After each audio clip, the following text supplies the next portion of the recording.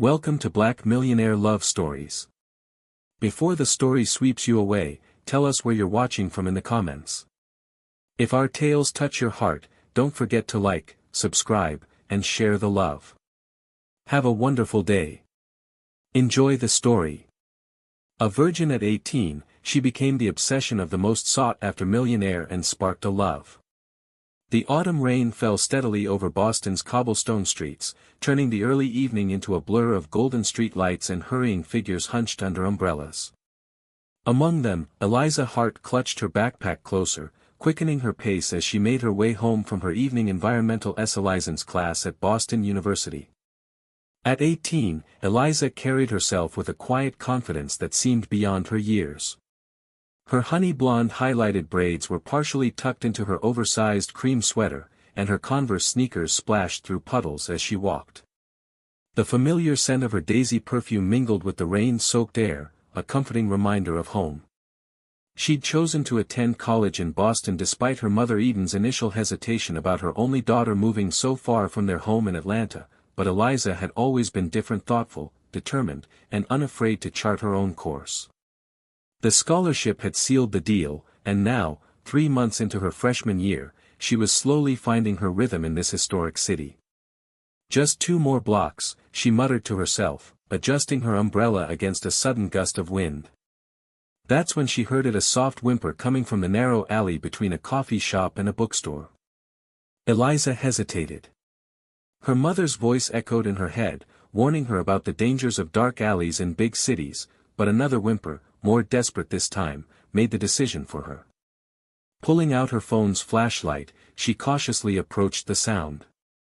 There, huddled against a dumpster, was a golden retriever. The dog's fur was matted with rain and mud, and he held one paw slightly off the ground. A costly-looking collar hung loosely around his neck, but no tags were visible. "Hey there," Eliza said softly, crouching down. "It's okay, I won't hurt you."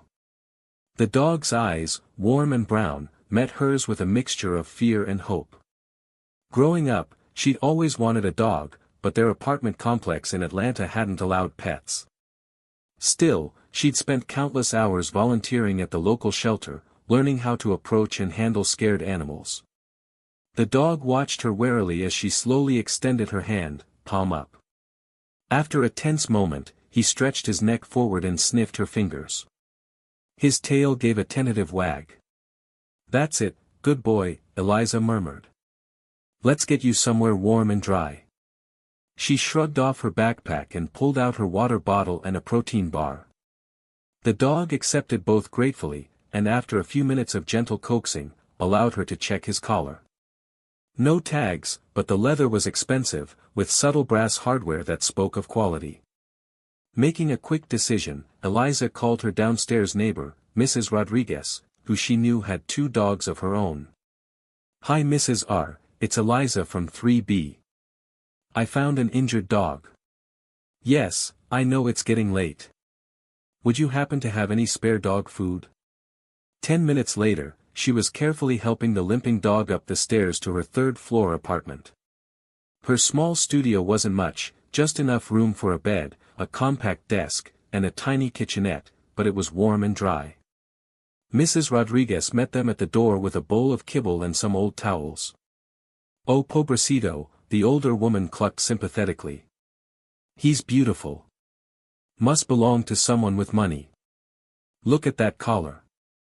Eliza nodded, gently toweling the dog dry. "I'll take him to a vet first thing tomorrow to check for a microchip. He seems to have hurt his paw, but I don't think it's broken." After Mrs. Rodriguez left, Eliza settled the dog on a makeshift bed of towels near her radiator. She snapped a few photos and posted them on local lost pet websites, then called her mom. "Baby girl, you did what?" Eden Hart's rich voice carried equal parts concern and pride. "I couldn't leave him out there, Mom," Eliza explained, watching as the dog dozed off, his breathing finally steady. "You always taught me that character is how we act when no one's watching." Eden's soft laugh warmed her heart. "That I did. Just be careful, sweetie. Make sure you take him to get scanned for a chip tomorrow." I will. Love you, Mom. Love you too, baby. You're a good soul, just like your daddy was. After hanging up, Eliza changed into her favorite oversized t-shirt and leggings, then settled at her desk to finish her environmental license paper. The rain continued to fall outside, but her small apartment felt cozy with her unexpected guest. As she typed, she could hear the dog's gentle snoring, and something about the sound made her smile. What she couldn't know, was that this rainy night would change everything. That somewhere across the city, a man was worried sick about his missing dog, posting frantically on social media. That tomorrow, when she took the dog to the vet, fate would orchestrate a meeting that would challenge everything she believed about love, trust, and timing. For now, though, Eliza was content with her simple act of kindness. She worked on her paper as the city lights glimmered through rain-streaked windows, unaware that sometimes the biggest changes in life start with the smallest choices. Around midnight, she finally closed her laptop and slipped into bed. The dog lifted his head, watching her with those soulful eyes. "Good night, buddy," she whispered. "We'll find your family tomorrow." She drifted off to sleep with the sound of rain against her windows and the steady breathing of her four-legged guest, not knowing that tomorrow would bring an encounter that would test her heart, her values, and everything she thought she knew about love. In another part of Boston, in a sleek high-rise apartment, Oliver Sterling paced his living room, phone in hand, worry etched across his features. His normally confident demeanor was nowhere to be seen as he checked his phone for the 100th time. No sign of Max, his beloved golden retriever, the one being that had taught him about unconditional love after his grandmother's passing. The irony wasn't lost on him. He who had spent years avoiding real connections was now sick with worry over a dog. But Max wasn't just any dog. He was the last gift his grandmother had given him before she passed away, a living reminder that love was worth the risk of loss. "Come on, buddy," he muttered, running a hand through his disheveled dark blonde hair. "Where are you?" The rain continued to fall over Boston, connecting two souls who had yet to meet, setting in motion a story that would prove that sometimes the greatest love stories don't start with love at first sight, but with a simple act of kindness on a rainy night. Little did either of them know that tomorrow would change everything. That a lost dog would lead to a found connection. That two people from different worlds would discover that sometimes the heart knows what it wants before the mind catches up. But that was tomorrow's story. For now, the rain fell, the city slept, and destiny waited patiently for morning light. Morning light filtered through Boston's lingering clouds as Eliza navigated the busy streets toward Brighton Veterinary Clinic. The golden retriever limped beside her, his injured paw carefully wrapped in a makeshift bandage she'd fashioned from her first aid kit. Despite his injury, his tail wagged gently, and his eyes remained fixed on her with unwavering trust. "Almost there, buddy," she murmured, adjusting her grip on the borrowed leash Mrs. Rodriguez had lent her. Her honey blonde braids caught the morning light as she checked her phone's GPS one more time. The clinic was just around the corner, a modern building wedged between a coffee shop and a vintage record store. Inside, the waiting room was quiet with just a few early morning patients. An elderly woman cradling a Persian cat offered Eliza a warm smile as she approached the reception desk. The receptionist, a woman with kind eyes and silver-streaked hair, looked up from her computer. "Good morning, how can I help you?" "Hi, I found this dog last night," Eliza explained, gesturing to her four-legged companion. "He's injured his paw, and I wanted to get him checked for a microchip." The receptionist's eyes widened slightly as she looked at the dog. "Oh, is this Max? We've been getting calls about him since last night. His owner has been..." The clinic's door chimed, cutting her off mid-sentence. Eliza turned, and her heart skipped a beat. A man stood in the doorway, his tall frame silhouetted against the morning light. His dark blonde hair was slightly tousled as if he'd been running his hands through it in frustration. His blue eyes scanned the room urgently. Before landing on the golden retriever beside Eliza, relief flooded his features. Max's reaction was immediate. His tail began wagging furiously as he tried to move toward his owner, whimpering slightly when his injured paw touched the ground. The man crossed the room in 3 long strides, dropping to his knees beside the dog. "Hey buddy, easy," he soothed, running his hands over Max's fur, checking for injuries. His voice was deep and warm, tinged with concern. When he looked up at Eliza, their eyes met, and something electric passed between them. "You found him?" His question was soft, filled with gratitude. Eliza nodded, suddenly very aware of her simple jeans and oversized sweater. The man before her was impeccably dressed in dark jeans and a charcoal blazer that fit him perfectly. A subtle scent of Bleu de Chanel surrounded him, sophisticated and masculine.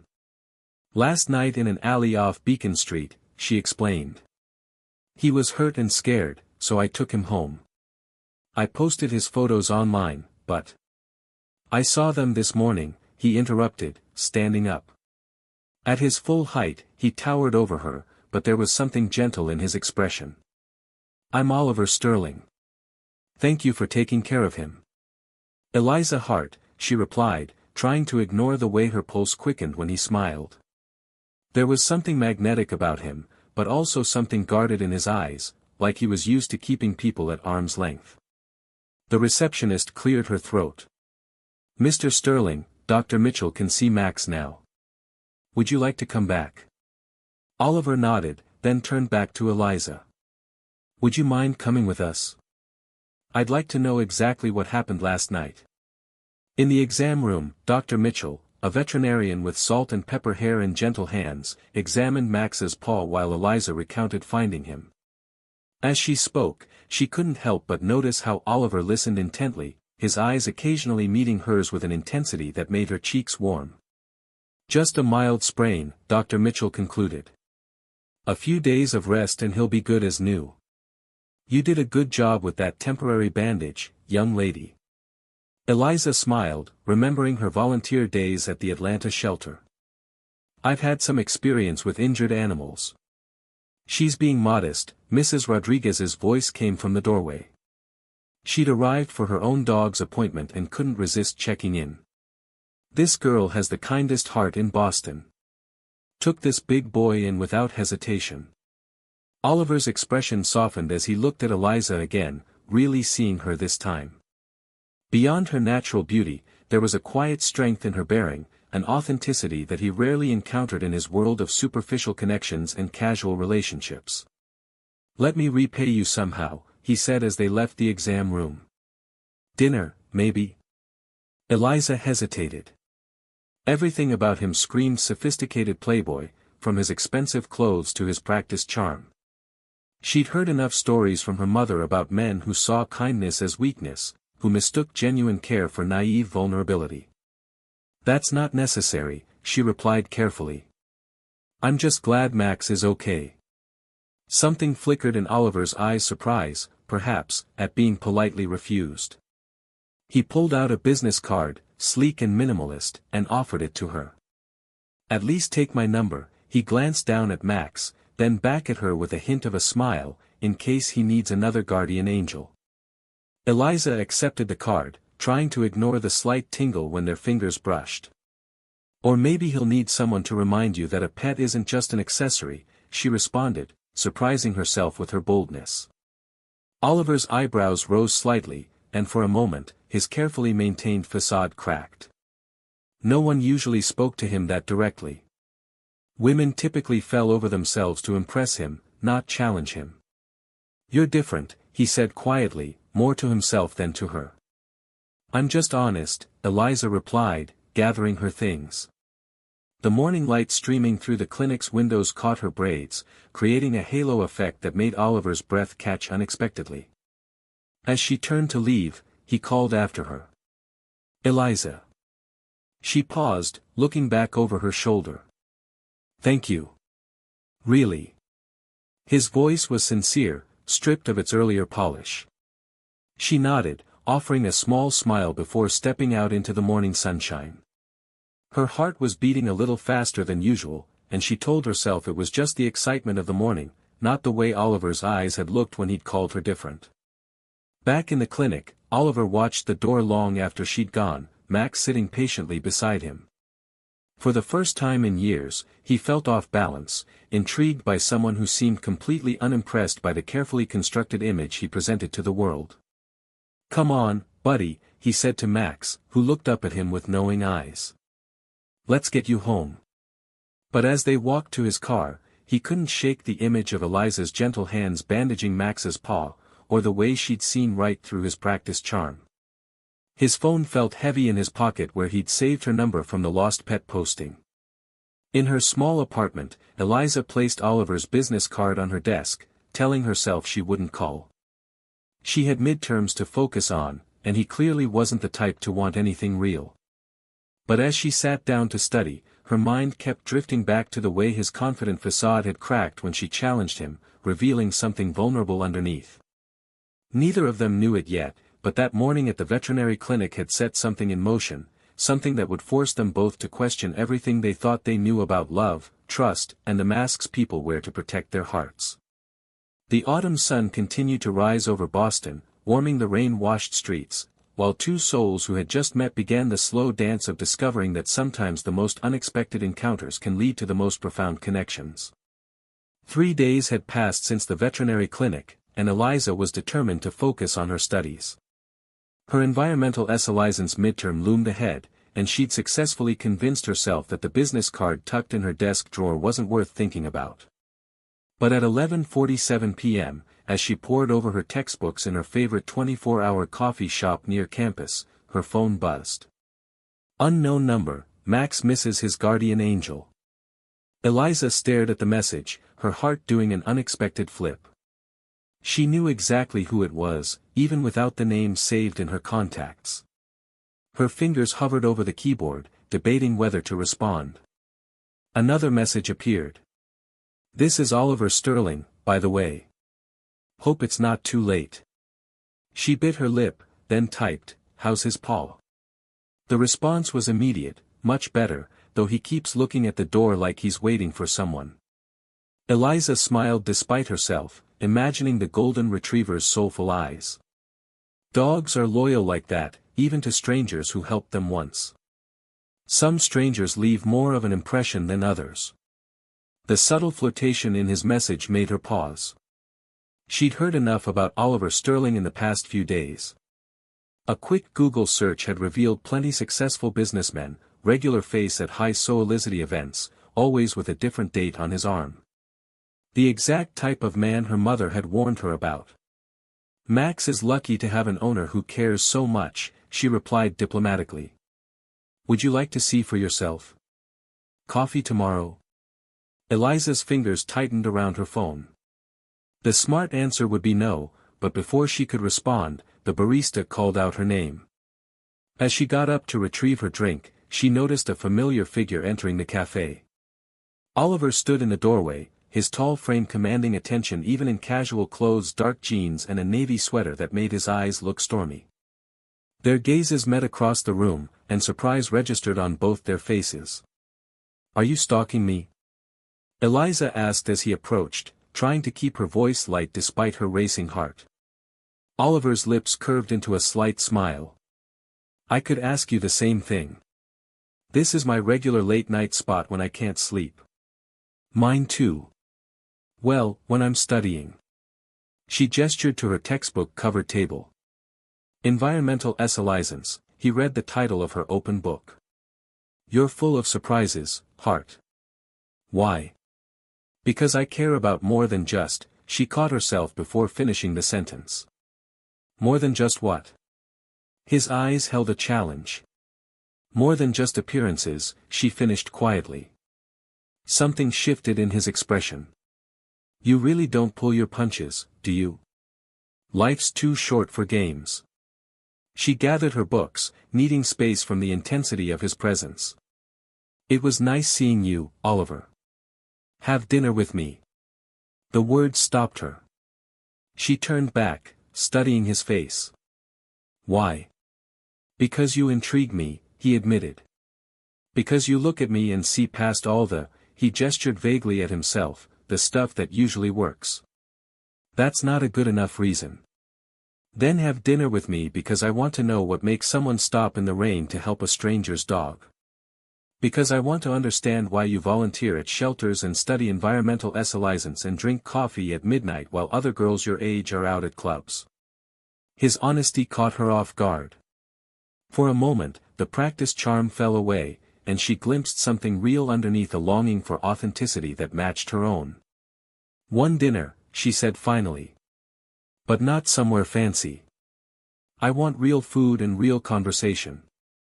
Relief, and something else, excitement, maybe, flashed across his face. "I know just the place. Tomorrow at 7. Okay." She shouldered her backpack. "And Oliver leave the designer blazer at home."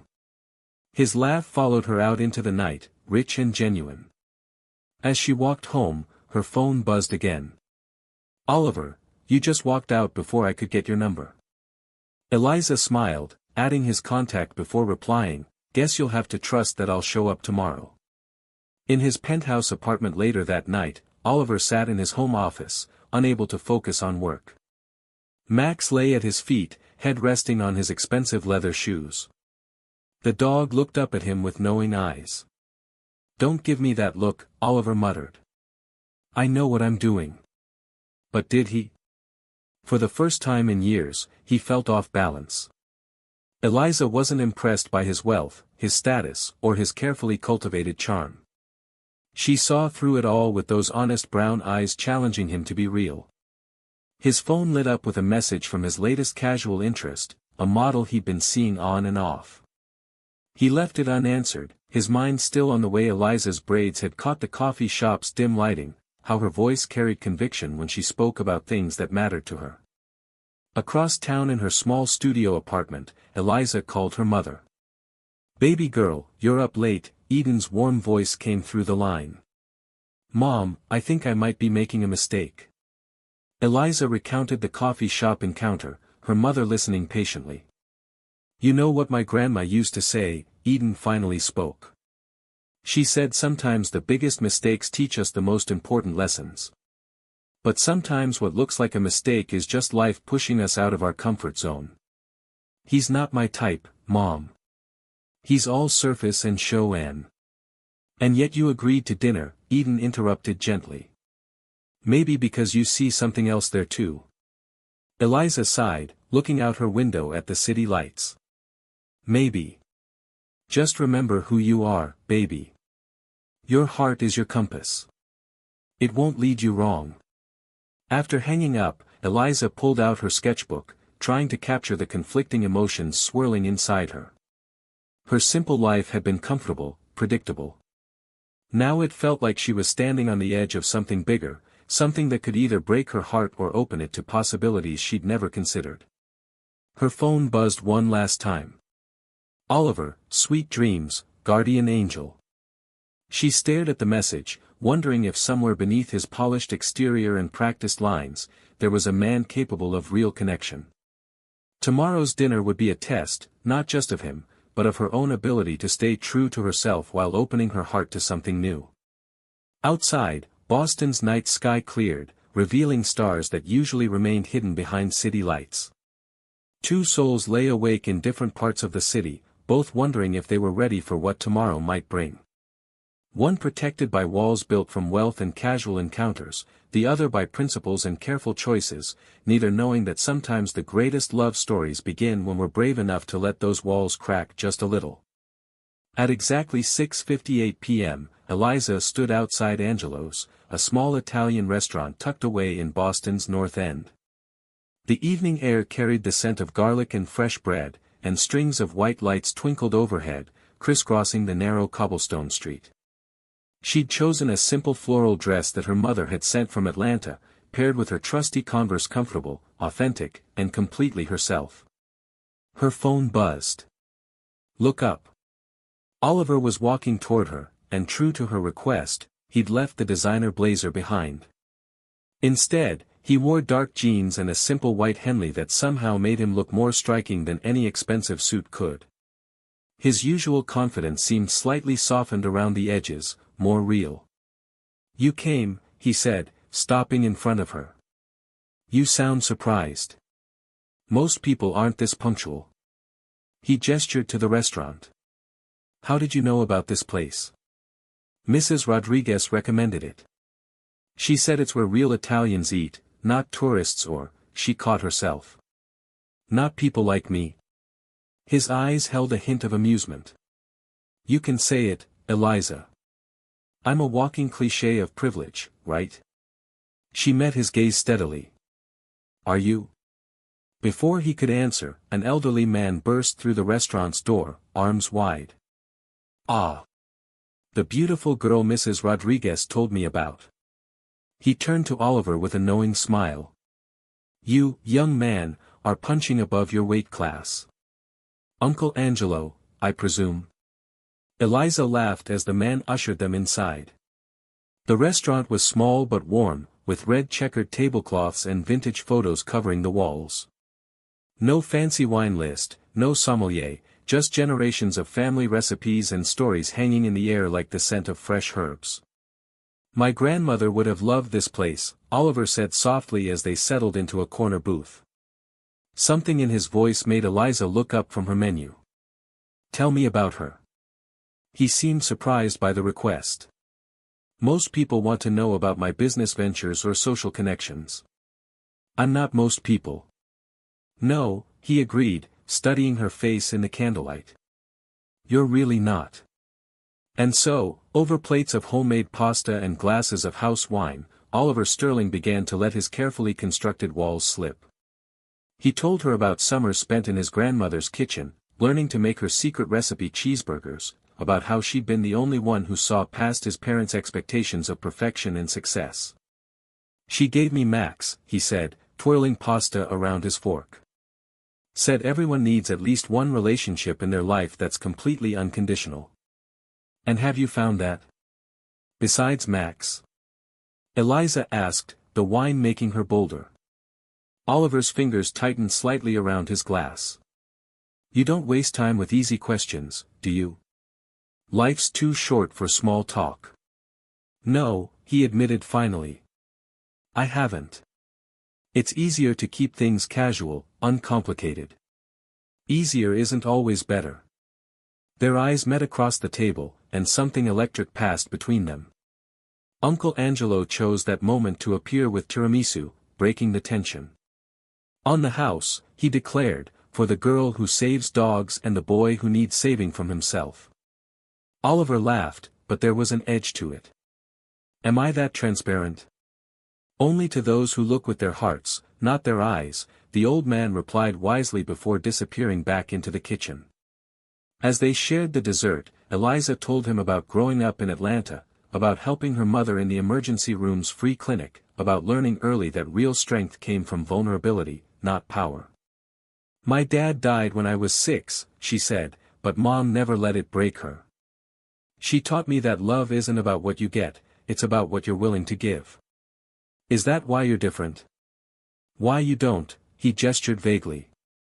Why I don't fall for superficial charm and expensive dinners. She smiled. I'm not looking for a fairy tale, Oliver. I'm looking for something real. And what if real is messy, complicated? Then it's worth the risk, she set her fork down, but only if both people are willing to take it.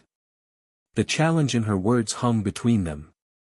Outside, a street musician began playing, at last, on a saxophone, the melody drifting through the open windows. Dance with me, Oliver said suddenly. Here. Now. He stood, offering his hand. No pretense, no show. Just a dance. Eliza hesitated for a moment before taking his hand. He pulled her close, their bodies swaying gently to the music. Other diners smiled, some joining in, turning the small restaurant into an impromptu dance floor.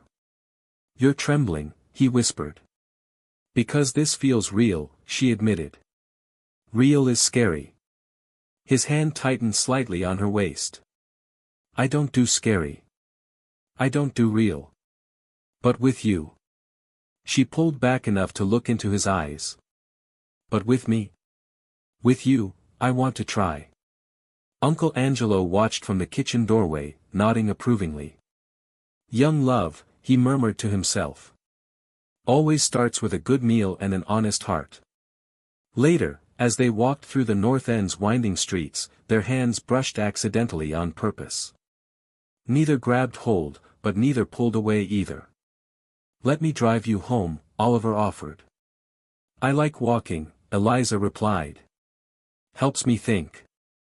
"About what?" She stopped, turning to face him. "About whether I'm making a huge mistake by letting you in, even a little bit." His face softened in the streetlight. "I won't hurt you, Eliza. Can you promise that?" "No," he said honestly, "but I can promise to try not to." She nodded, appreciating his honesty. "Good night, Oliver. Can I see you again? You have my number." She smiled, starting to walk away. "Eliza." His voice made her turn back. "Thank you for making me leave the blazer at home." Her laugh echoed off the old brick buildings as she disappeared around the corner, leaving Oliver standing under the string lights, feeling more alive than he had in years. In his pocket, his phone buzzed with messages from his usual crowd invitations to exclusive clubs, casual hookups, business networking events. For the first time, none of it appealed to him. Instead, he found himself typing, "Got home safe?" Her reply came moments later, "Just walking up to my door now. Thank you for being real tonight. Can I be real again tomorrow? Let's start with being real tonight. Tomorrow will take care of itself." In her apartment, Eliza touched her lips, still feeling the ghost of a smile. Her mother's words echoed in her mind, "Your heart is your compass." Tonight, that compass was pointing in a terrifying but exhilarating direction. As Boston's night settled around them, two people lay awake in their beds, both knowing that something had shifted, one learning that real connection was worth the risk of vulnerability, the other discovering that sometimes the strongest walls are the ones we choose to lower ourselves. 2 weeks after their dinner at Angelo's, Eliza sat in her environmental license lecture, trying to focus on Professor Wilson's presentation about sustainable ecosystems. Her phone vibrated silently in her pocket, the fifth message from Oliver that morning. Their daily conversations had become as natural as breathing, ranging from philosophical debates to playful banter about his coffee addiction. She snuck a glance at the latest message. "Lunch? I found a food truck that makes authentic Southern mac and cheese. Made me think of you." A smile tugged at her lips. He'd been paying attention when she'd mentioned her mom's signature dish. Before she could reply, another message appeared, "Unless you're actually paying attention in class like the dedicated student you are." Rolling her eyes, she typed back, "Some of us take our education seriously, Mr. Sterling. Education is important, but so is proper nutrition. I'm just looking out for your well-being." As class ended, Eliza gathered her books, her mind already made up despite her pretense of hesitation. Outside the lecture hall, she found him leaning against his car, looking impossibly handsome in casual business attire, charcoal slacks and a light blue button-down with rolled sleeves. "Stalker," she teased, approaching him. "Strategic planner," he corrected, pushing off the car. "I knew your schedule." "That's not less creepy." His laugh was interrupted by a sharp voice. "Oliver! What are you doing here?" They turned to see a stunning woman approaching, her designer heels clicking purposefully on the pavement. Recognition flickered across Oliver's face, followed by something like discomfort. "Victoria," he acknowledged. "I didn't expect to see you here." "Clearly," Victoria replied, her eyes scanning Eliza with practiced dismissal. "I was meeting the dean about the charity gala. You remember? The one you're supposed to co-chair." Eliza felt Oliver tense beside her. She'd Googled him enough to know about his social obligations, the world of galas and fundraisers he navigated with ease.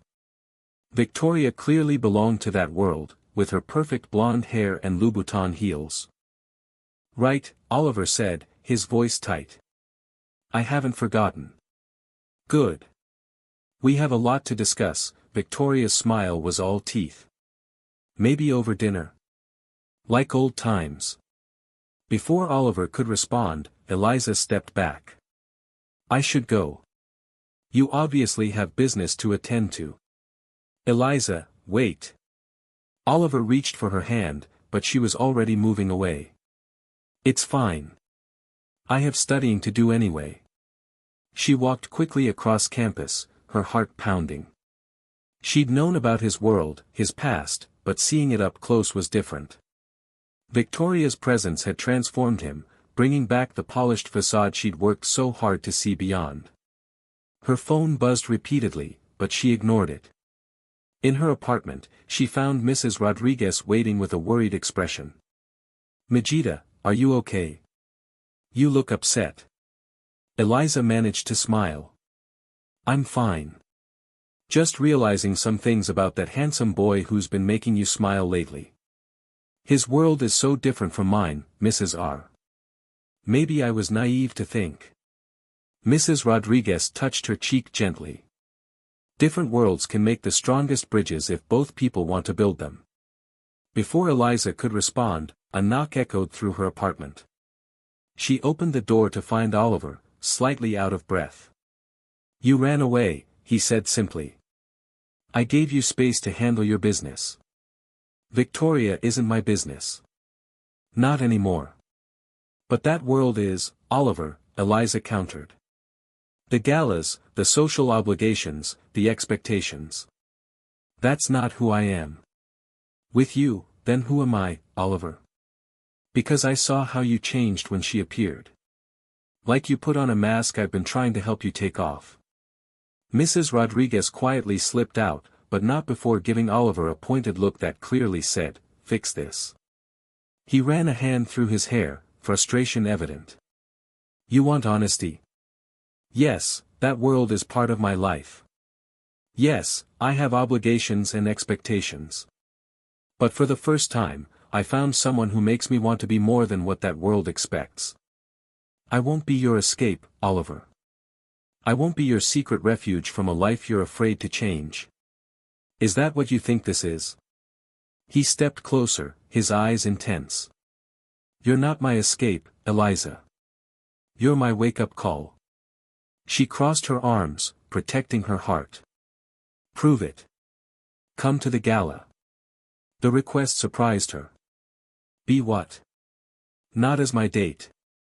As my partner. Help me make it about more than just social climbing and empty gestures. We can redirect the funds to actual environmental causes, local shelters, things that matter." "You do that?" "I do a lot of things to keep you looking at me the way you did at Angelo's," his voice softened, "the way you're not looking at me right now." Eliza uncrossed her arms slowly. "I won't change who I am. Not even for you. I don't want you to change. I want you to help me change things that need changing." A moment passed between them, heavy with possibility. Finally, Eliza spoke. "I have conditions." "Name them." 1. I wear what I want. No fancy stylist. He nodded, a smile tugging at his lips. 2. We really make it count. Not just token donations, but real impact. Done. And 3, she stepped closer, looking up at him, "No more masks. Not with me." Oliver's hand came up to cup her cheek, his touch gentle. "I'm starting to forget how to wear them around you anyway." The tension between them crackled, months of careful restraint wearing thin. But before either could move, Max's bark echoed from the hallway, where Mrs. Rodriguez was failing to contain him. They broke apart, laughing as the dog bounded in, tail wagging frantically. "You brought him?" Eliza asked, kneeling to greet Max. "He's my backup in case you were too mad to listen." She scratched behind Max's ears, smiling. "Smart man. I'm learning." Oliver watched them together, something warm unfurling in his chest. "So, about that mac and cheese. Now you're just trying to bribe me. Is it working?" She stood, grabbing her bag. "Maybe. But I'm paying for my own lunch." "Always with the conditions," he murmured, but his smile was genuine. As they left her apartment, Mrs. Rodriguez watched from her doorway, nodding approvingly. "Different worlds," she whispered to herself, but maybe that's exactly what they both need. The afternoon sun bathed Boston in golden light as they walked to the food truck, Max trotting happily between them. Their hands brushed occasionally, each touch a reminder that sometimes the bravest thing we can do is let someone see us exactly as we are, masks off, hearts uncertain but willing to try. The autumn sun painted long shadows across Oliver's penthouse as he paced his home office, phone pressed to his ear. Max watched from his bed by the window, head tilted at his owner's obvious distress.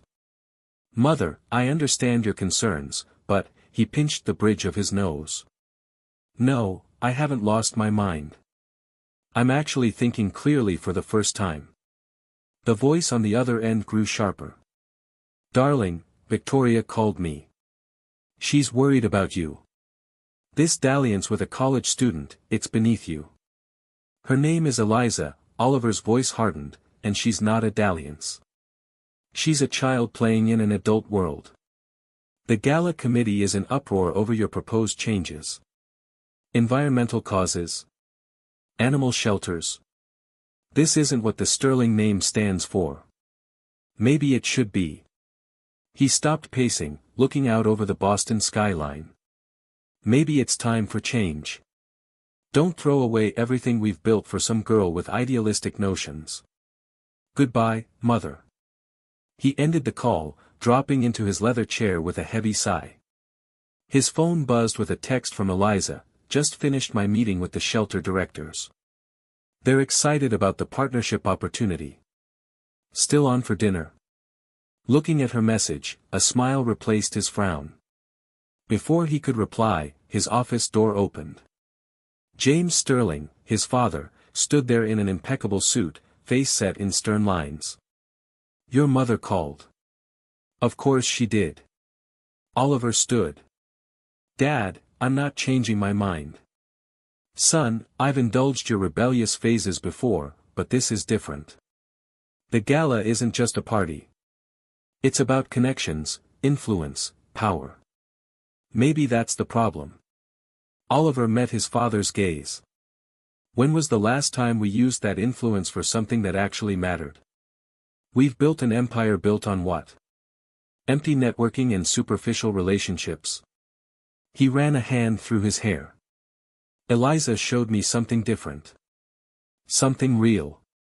Real doesn't pay the bills, son." "No." Oliver pulled up spreadsheets on his computer. "Look at these projections. The environmental initiatives we're proposing. They're not just good PR. They're smart business. Sustainable development, green energy partnerships." James studied the numbers, his expression unchanging. "And the girl? Is she as calculated a move as these projections?" "Don't." Oliver's voice was low, dangerous. "Don't reduce her to a business strategy." Something in his tone made his father look up sharply. After a long moment, James spoke softly. "You're in love with her." It wasn't a question. Oliver didn't answer, but his silence spoke volumes. "You know what love costs in our world, son. Are you ready to pay that price?" Before Oliver could respond, his phone buzzed again. Eliza had sent a photo. She was at the dog shelter with Max, who'd become a regular visitor. The picture showed her laughing as Max covered her face with kisses, her braids catching the light, her joy unfiltered and real. "Some things," Oliver said finally, "are worth any price." Across town, Eliza sat in her small apartment, surrounded by gala planning documents. Mrs. Rodriguez brought her a cup of tea, studying her young friend's worried expression. "What's troubling you, Majida? Everything's changing so fast." Eliza looked up. "The shelter partnership is amazing. The environmental initiatives are gaining support, but..." She paused. "But I'm scared, Mrs. R. His whole world is pushing back against these changes, against me. What if..." A knock interrupted her fears. Opening the door revealed Oliver, looking slightly disheveled, his tie loosened. "Hey," he said softly. "I needed to see you." Mrs. Rodriguez quietly excused herself as Oliver entered, his presence filling the small space. "Rough day?" Eliza asked, noting the tension in his shoulders. "My parents aren't happy." He moved to the window where she'd set up a small herb garden. "Actually, that's an understatement. They're furious about the gala changes, about everything, you, the initiatives, all of it." He turned to face her. "They think you're changing me." "Am I?" "No," he stepped closer. "You're just making me brave enough to be who I always wanted to be." The honesty in his voice made her heart skip. She reached up, straightening his tie automatically. "And who is that?" "Someone worthy of you." His words hung in the air between them, heavy with meaning. Eliza's hand stilled on his tie. "You don't need to change for me, Oliver." "I'm not changing for you," he caught her hands in his. "I'm changing because you made me realize I wanted to. Because for the first time, someone saw past all my walls and didn't run away." "I'm not running," she whispered. "I'm just scared of what happens when your world decides I'm not enough." "You're more than enough," his voice was fierce. "You're everything." The intensity of his gaze made her breath catch. They stood there, hearts racing, on the edge of something profound. "Your mother called me today," Eliza admitted quietly. Oliver stiffened. "What?" "She offered to pay for my entire college education. All I had to do was walk away." "Eliza, I'm so sorry. I told her that some things aren't for sale." She met his eyes. "Including my heart." He pulled her close then, wrapping her in an embrace that felt like coming home. They stood there, holding each other as the setting sun painted her small apartment in shades of gold and shadow.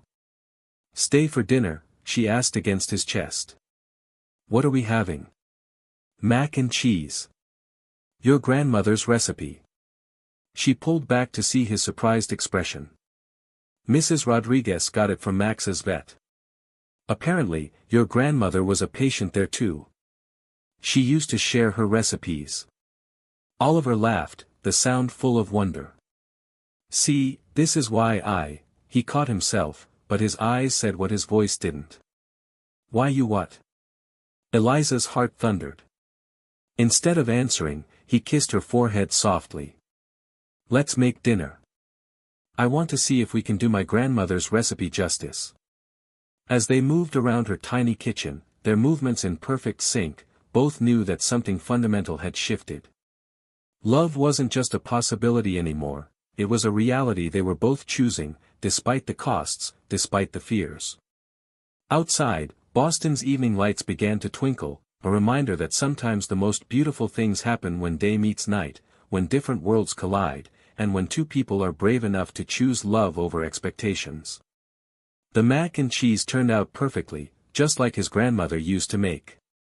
But the taste wasn't just in the ingredients, it was in the laughter they shared, the stories they told, and the unspoken understanding that some traditions are worth keeping, while others are meant to be changed. As they ate, sitting on her small balcony with the city spread out before them, Oliver realized that all his father's talk of empire building meant nothing compared to this: simple food, honest conversation, and a love that felt as natural as breathing. The price of truth, they were both learning, was high, but the reward, that was priceless. The Boston Ritz-Carlton's grand ballroom buzzed with activity 3 days before the gala. Eliza stood amid the chaos, clipboard in hand, directing volunteers while trying to ignore the whispers that followed her every move. She'd worn her favorite jeans and a simple sweater, standing out starkly among the designer suits and dresses of the planning committee. "The sustainable floral arrangements go by the east windows," she instructed a group of workers. "And remember, all leftover food is being donated to the local shelters." "How quaint," Victoria's voice cut through the room. She approached with several committee members, all wearing identical expressions of polite disdain. "Playing party planner? How resourceful of you." Before Eliza could respond, Oliver's voice rang out. "Actually, she's revolutionizing how we approach these events." He strode over, looking impeccable in a charcoal suit. The sustainable initiatives she's implemented have already garnered attention from major environmental organizations. Victoria's smile turned razor sharp. Darling, you've always had such a soft heart, but this isn't a college project. It's a sterling family tradition.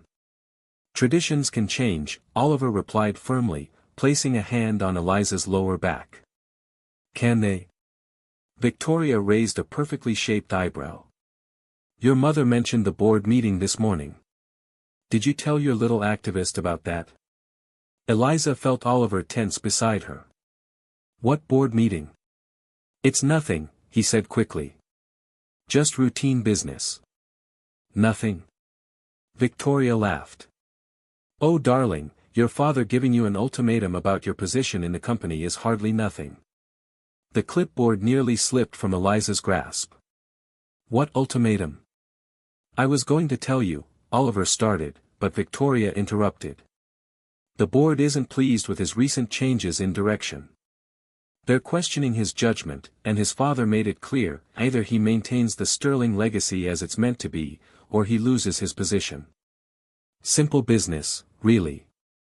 Eliza stepped away from Oliver's touch. Were you going to tell me about this? Can we discuss this privately? His eyes pleaded with her. Yes, run along and discuss, Victoria smirked. Though I should mention the deadline for his decision is tomorrow morning. Eliza turned and walked quickly toward the service exit, her heart pounding. Oliver caught up with her in the empty hallway. Eliza, wait. Your entire future is on the line, and you didn't tell me. She spun to face him. Were you just going to carry this alone? I was trying to protect you. From what? The truth? Her voice cracked. I thought we were past masks and pretenses.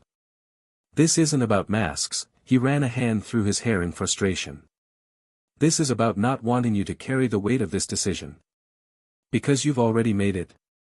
The question hung between them. No, because, his phone buzzed insistently. Damn it. He checked the screen. It's my father. The board wants to move the meeting up. They're waiting now. Eliza wrapped her arms around herself. Then you should go. Come with me. And watch you choose between your family legacy and whatever this is between us. She shook her head. I can't.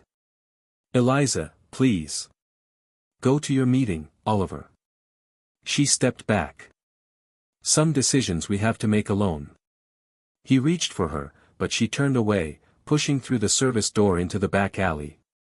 The cold air hit her face as tears finally fell. Mrs. Rodriguez was waiting at her apartment with hot tea and understanding eyes. Oh, Majida, what happened?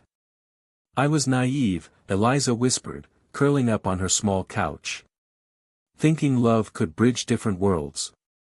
Love can bridge anything, Mrs. Rodriguez said firmly. But both people have to want to build that bridge. He has to choose his family's legacy. I understand that. Do you? Or are you choosing for him by walking away? Before Eliza could respond, her phone lit up with a message from Eden. Baby girl, pack a bag. I'm at the airport. Mom, what? You think I wouldn't come when my daughter's heart is on the line? My flight lands in 2 hours. Across town in the Sterling Industries boardroom, Oliver stood before the board members, his father's words echoing in his head. The choice is simple, son. The life you were born to lead, or this fantasy you've been chasing. Oliver looked at the faces around the table, men and women who'd known him since childhood, who expected him to follow the path they'd laid out. Then he thought of Eliza's face in that hallway, of her unwavering belief in doing what was right over what was easy. No, he said quietly. Excuse me. His father's voice was dangerous. I said no. Oliver's voice grew stronger. The choice isn't between the company and Eliza. It's between being the man you want me to be and the man I actually am. Don't throw away your birthright for some girl. This isn't about her, Oliver slammed his hand on the table.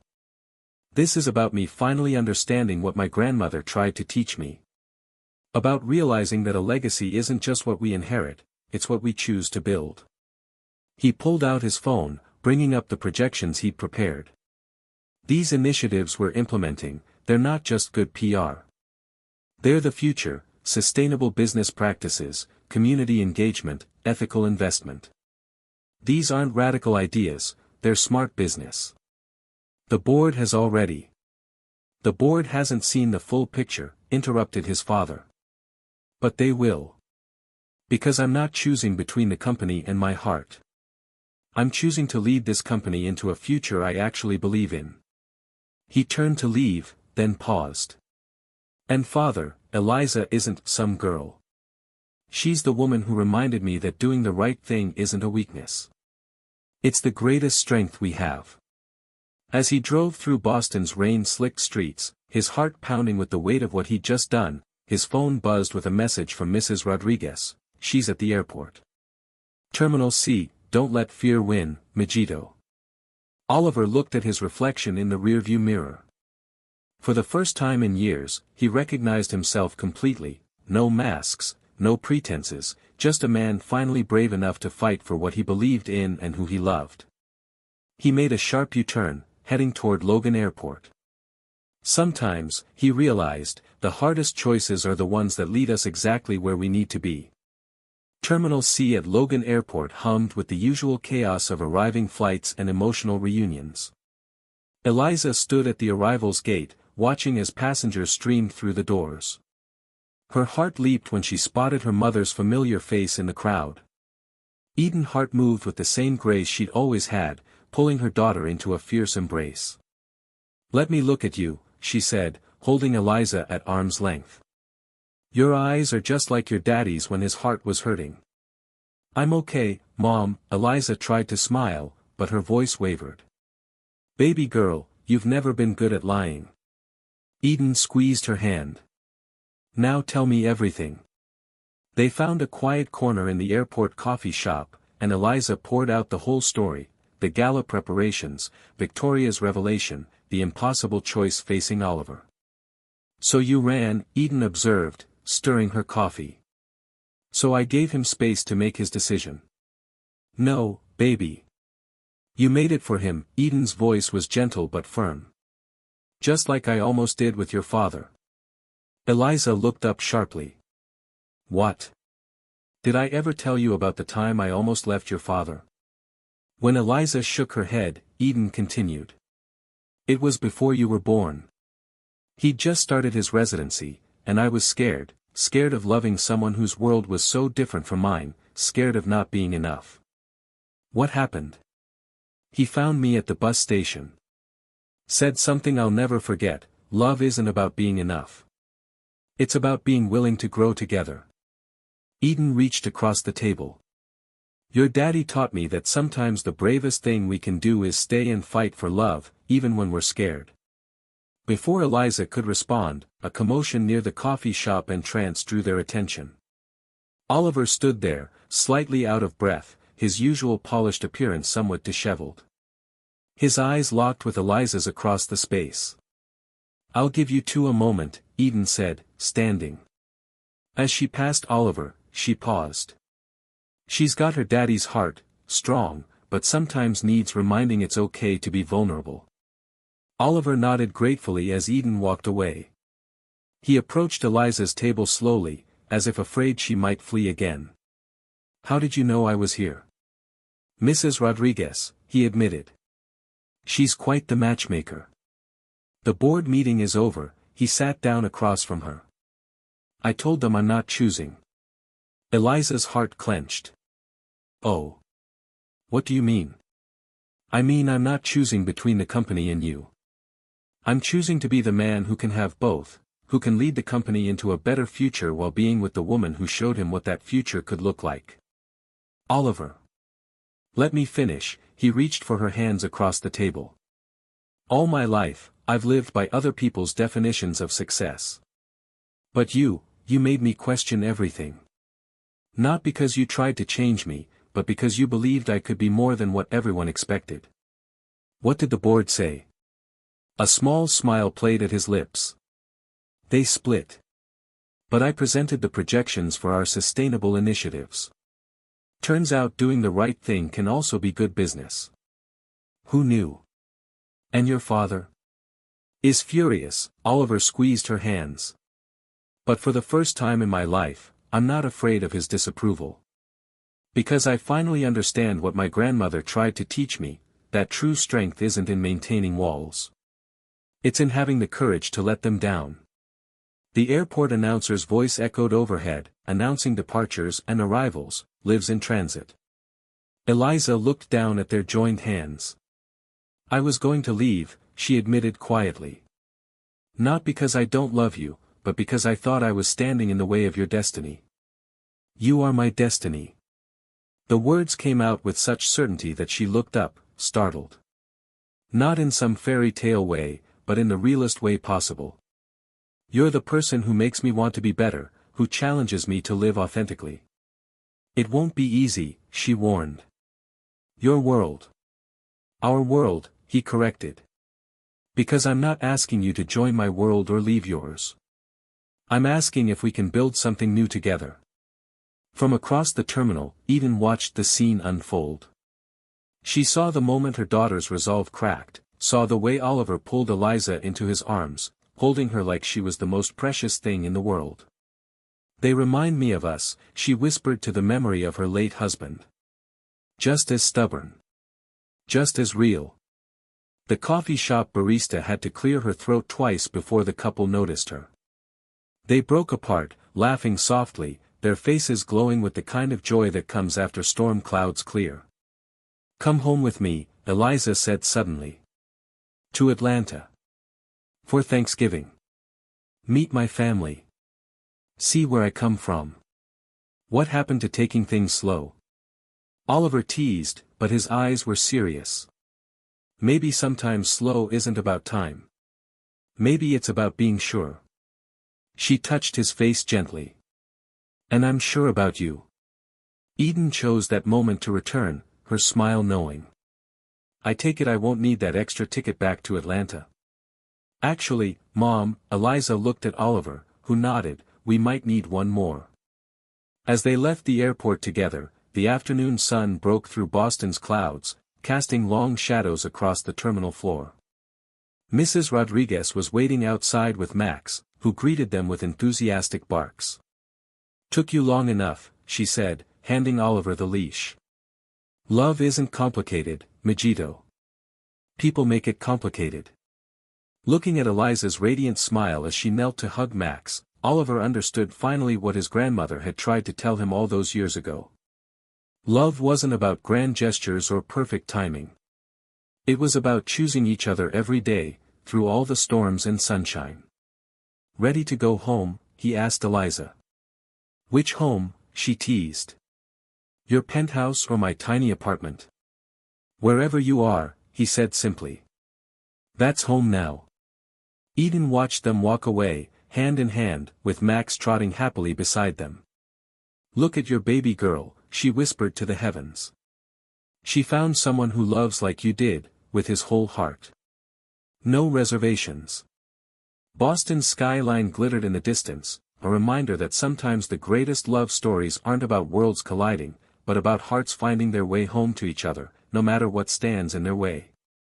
Atlanta in November was exactly as Eliza had described, warm sunshine, crisp air, and trees painted in brilliant shades of red and gold. Oliver stood in the Hart family's kitchen, watching Eliza and Eden move in perfect sync as they prepared Thanksgiving dinner. The small house in the historic West End neighborhood was filled with the aroma of Eden's famous mac and cheese and the sound of Alicia Keys playing softly in the background. You're hovering, baby, Eden called over her shoulder, hands deep in pie dough. He's afraid of missing something, Eliza teased, bumping Oliver with her hip as she passed. She looked different here, more relaxed, her braids pulled back with a colorful scarf, wearing one of his old college sweatshirts over leggings. I just like watching you both, Oliver admitted. It's like a choreographed dance. Mama and Daddy used to cook like this, Eliza said softly. She'd always say cooking is just love made visible. Eden wiped her hands on her apron, her eyes growing distant. Your daddy would have liked him, baby girl. He had the same look when he was trying to figure something out, like he's studying every detail, wanting to get it just right. Before Oliver could respond, the front door burst open with a rush of autumn air and loud voices. Eliza's cousins poured in, a whirlwind of energy and laughter that immediately enveloped him. "So you're the man who turned our Eliza's head," Aunt Ruby announced, giving him an appraising look. "The one who chose love over legacy." The news reached Atlanta. Oliver asked, surprised. "Boy, everything reaches Atlanta when it comes to family," Uncle Marcus joined them, clapping Oliver on the shoulder. "Especially when it involves a sterling choosing heart over business." Eliza watched nervously as her family surrounded Oliver, but she needn't have worried. He shed his usual corporate polish, rolling up his sleeves to help in the kitchen, listening intently to Uncle Marcus' stories about the neighborhood's history, and letting her young cousins teach him their secret handshake. Later, as the family gathered around the dining room table, extended with card tables to accommodate everyone, Aunt Ruby asked the question Eliza had been dreading. "Now, when are you two making it official?" "Ruby." Eden scolded, but her eyes held the same question. Oliver reached for Eliza's hand under the table. "Actually, we've been talking about that." Eliza's heart skipped. They hadn't discussed anything official, not really, just quiet conversations about future possibilities, whispered dreams in the space between night and morning. "We're taking our time," she said quickly. "Doing things our way." "Like the gala," her youngest cousin piped up. "Mama showed me the article about how you changed everything." The Boston Globe article had come out the day before they left for Atlanta. "Sterling Air revolutionizes annual gala, a new era of corporate responsibility," the headline had read. The story detailed how they transformed the event into a genuine force for change, partnering with environmental organizations and local shelters. "Sometimes," Oliver said, squeezing Eliza's hand, "the right person shows you a better way forward." After dinner, they escaped to the back porch where string lights twinkled overhead and the night air carried the scent of Eden's rose garden. Eliza leaned against the railing, watching as Oliver took in the peaceful scene. "Different from your usual Thanksgiving?" she asked. "Better," he moved behind her, wrapping his arms around her waist. "This is real. No pretense, no political maneuvering, just family. Even with all the chaos. Especially with the chaos." He pressed a kiss to her temple. "Your family loves loudly, honestly. It's beautiful. They're your family too now," she said softly. "If you want them to be." He turned her in his arms, his expression serious. "I want everything with you, Eliza. The loud family dinners, the quiet moments, all of it. Even though I'm just a college student who turned your world upside down. Because you're the woman who showed me my world needed turning." He reached into his pocket, pulling out a small velvet box. Eliza's breath caught. "I'm not proposing," Oliver said. "Not yet." He opened the box, revealing a delicate ring with a simple pearl. "This was my grandmother's promise ring. She gave it to me before she died, said to save it for someone who made me want to be better." Tears filled Eliza's eyes as he continued. "I want to do this right, build our foundation, create our own traditions. This isn't a proposal. It's a promise that when the time comes, when we're both ready, I'll ask you properly. Because you deserve a love story that's written our way, not anyone else's." Inside the house, Eden watched through the window as her daughter accepted the ring, as Oliver gathered her in his arms under the string lights. She felt her late husband's presence strongly in that moment. "Look at our baby," she whispered. "She found a love like ours, one that changes everything but keeps you exactly who you are." The night wrapped around the house like a warm blanket, filled with the sounds of family, dishes being washed, cousins laughing, Uncle Marcus telling stories. On the porch, Eliza and Oliver swayed gently to music only they could hear, the promise ring catching the light of the stars above. "Tell me what you're thinking," Oliver murmured.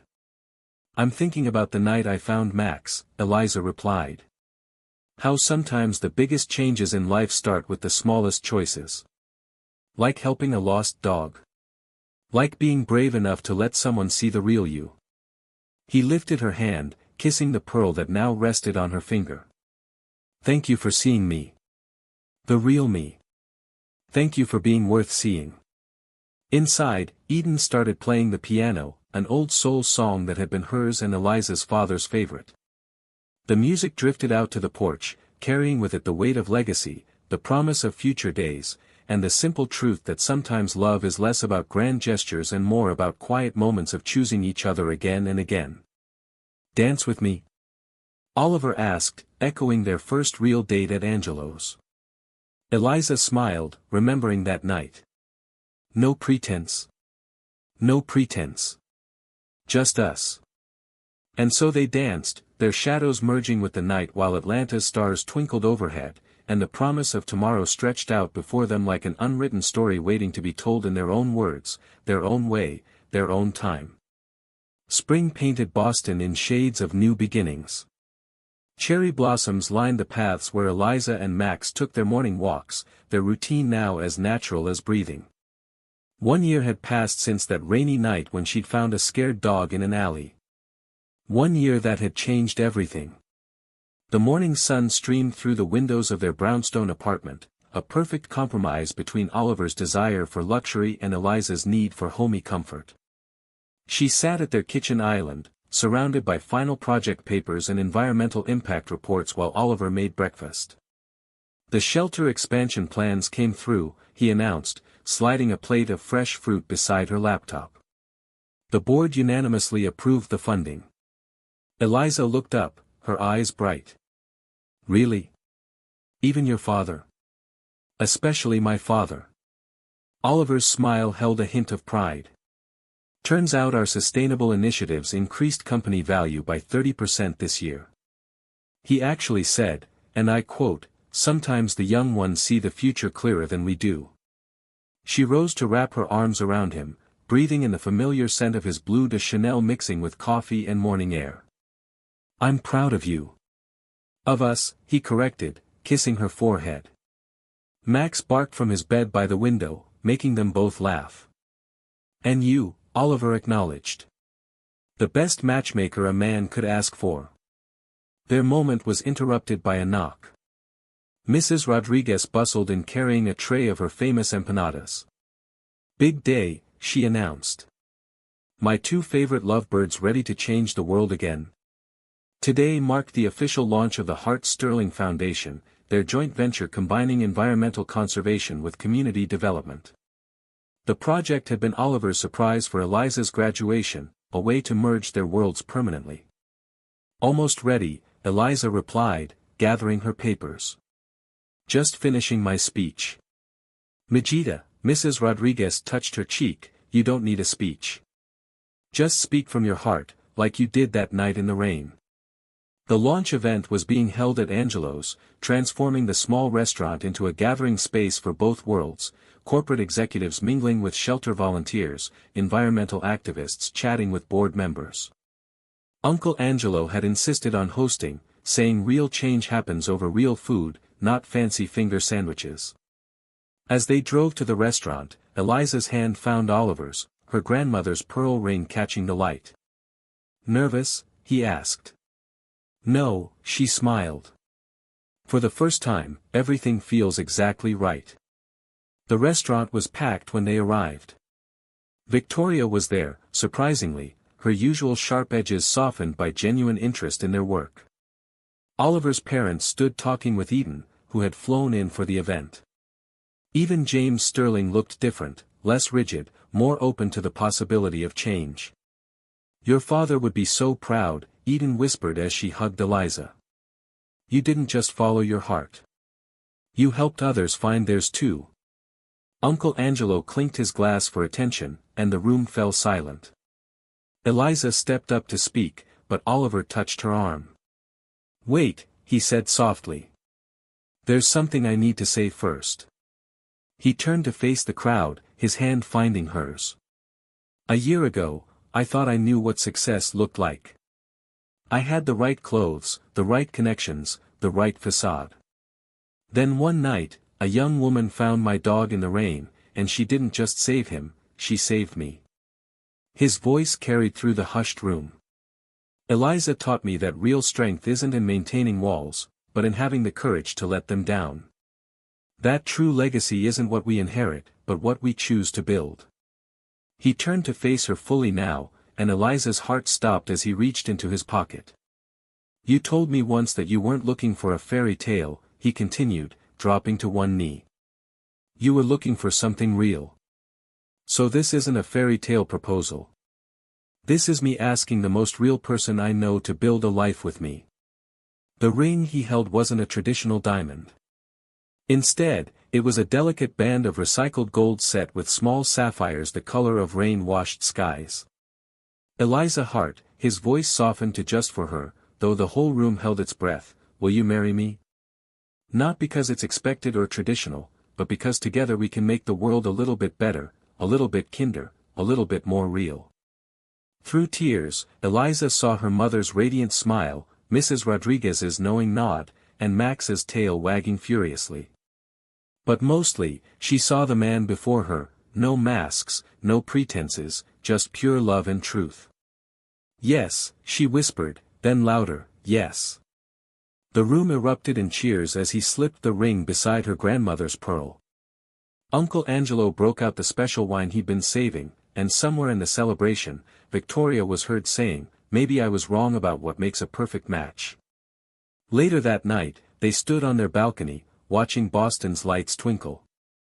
Max dozed at their feet while distant music drifted up from the street. Dance with me? Oliver asked, just as he had that first night at Angelo's. Always, Eliza replied, stepping into his arms. As they swayed under the stars, she thought about how love isn't always about grand gestures or perfect moments. Sometimes it's about a rainy night, a lost dog, and the courage to see beyond the surface to the truth underneath. What are you thinking? He murmured against her hair. That some traditions are worth keeping, she replied, like dancing with you under the stars. And some are worth changing, he added. Like what it means to build a legacy.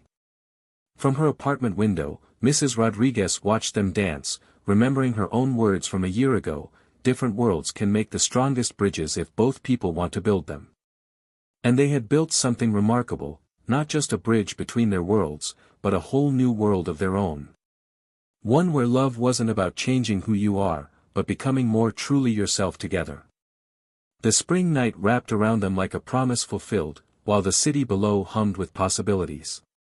Their story wasn't ending, it was evolving, growing, becoming more real with each passing day. Because sometimes the greatest love stories aren't about perfect people finding each other, but about real people choosing each other every day, in all the small moments that make up a life. And in the end, that's the most perfect kind of love story there is. 5 years later, the rain fell softly over Boston streets, bringing with it memories of a night that changed everything. Eliza Sterling stood at the window of their brownstones nursery, watching droplets trace patterns on the glass. Behind her, Oliver's voice carried softly through the baby monitor as he read a bedtime story to their 3-year-old daughter, Luna. And then the brave princess saved the lost puppy.